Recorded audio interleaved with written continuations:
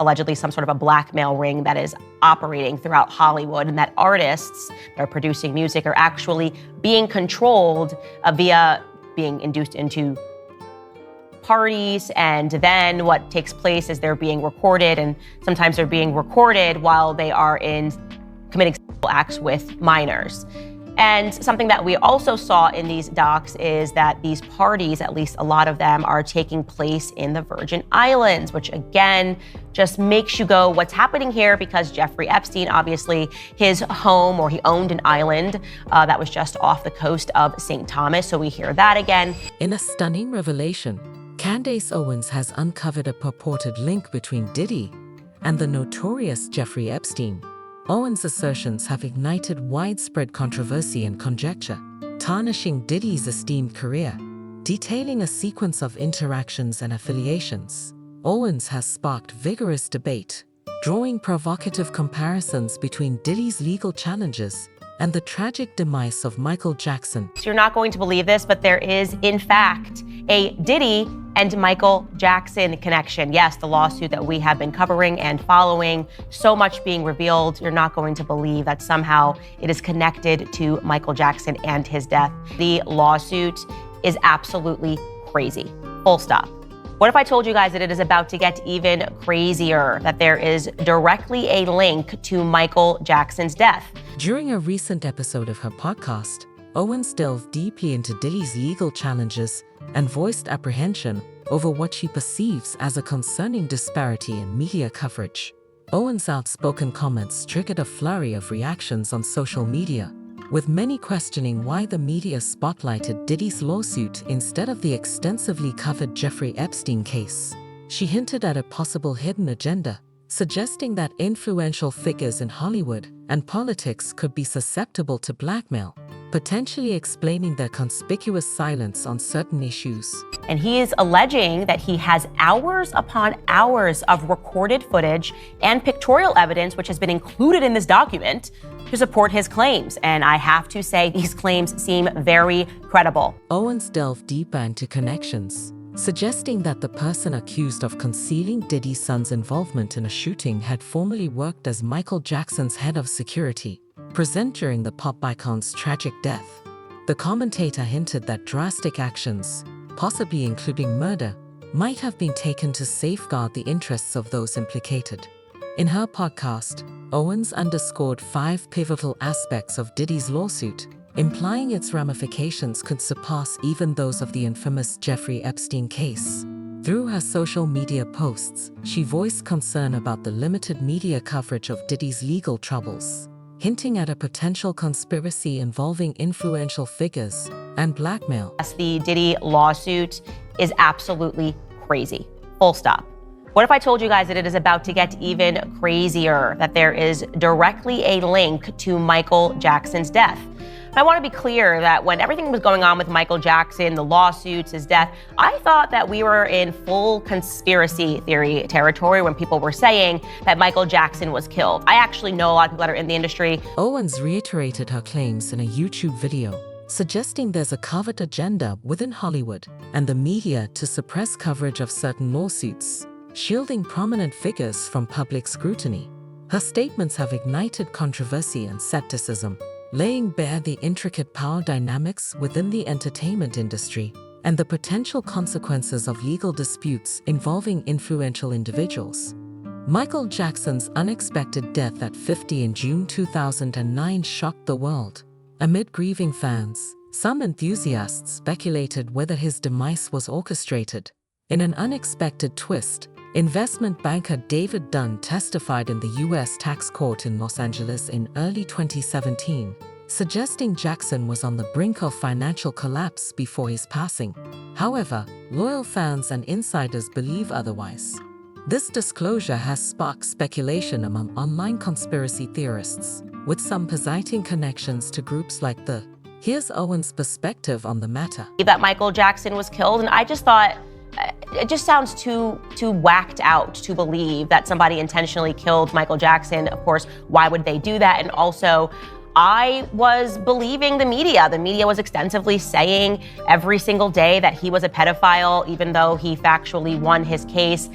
I allowed my image of Michael Jackson certainly to be corroded by the media. In 2012, Janet, Rebby, Randy, Tito, and Jermaine, well-known siblings of the singer, caused a stir by writing a letter to John Branca and John McClane, executives of Jackson's estate. They openly accused them of fraud, forgery, exploitation, and mistreatment, which garnered significant attention on the gossip site Cabo. Their dispute revolved around the assertion that Michael Jackson was not in Los Angeles on July 7, 2002, the alleged date of the signing of his will.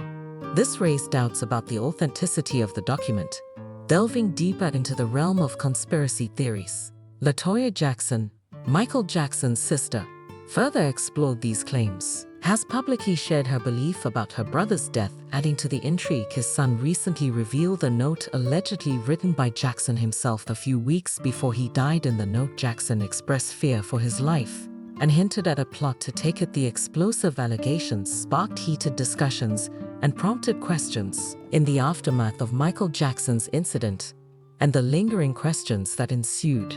A deadly combination of substances, including the potent anesthetic propofol, was found in his system. This mixture had been administered to the pop superstar over a 2-month period by his personal physician, Conrad Murray, to alleviate chronic insomnia.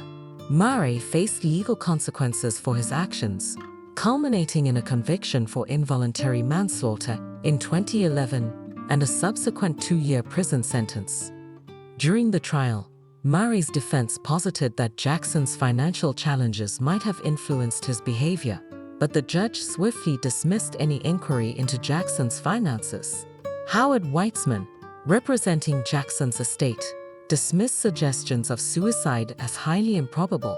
In a recent disclosure to ABC News, a law enforcement insider revealed that a well-known celebrity had developed a severe dependence on potent pain relievers like OxyContin and Demerol, using them daily.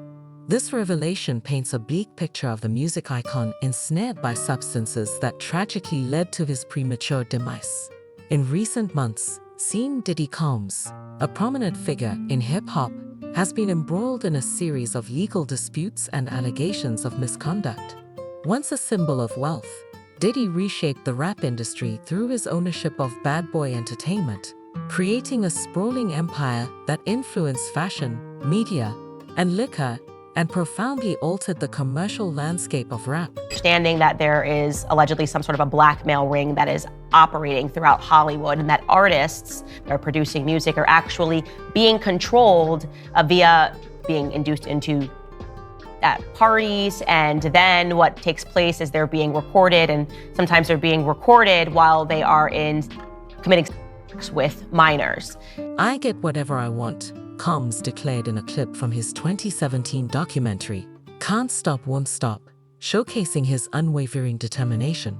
However, recent developments have cast doubt on his assertiveness and raised concerns about a potentially aggressive and controlling personality. New lawsuits have painted a complex portrait diverging from the conventional image of a successful entrepreneur with a career spanning over 30 years.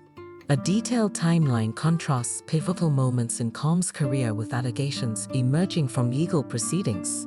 These cases not only accuse him of aggressive behavior, but also underscore how influence and fame can shield individuals from thorough scrutiny. In 1990, Combs launched his music industry career as an intern at Uptown Records under the guidance of executive Andrew Harrell. However, his trajectory took a troubling turn when a lawsuit filed in November 2023 accused Combs and R&B singer Aaron Hall of mistreating an unnamed victim and her friend following a music industry event, marking a surprising development. Within those docs, and this is where it gets relevant, there is one man that is named as being the person that can do the cleanups, right? This is the guy that you are supposed to call if you get into any sort of a scenario. So in these docs, it says, Mr. Combs instructs his staff to always contact Mr. Muhammad, that is Fahim Muhammad, if they are ever pulled over by the police in Miami or California. Establishing his own music label, Bad Boy Records, proved pivotal in launching the careers of prominent musicians. However, in 1996, the narrative took a legal turn when Combs faced trouble for allegedly threatening a New York Post photographer with a firearm. This incident drew attention to a series of conflicts and legal challenges that would greatly shape Combs' public image.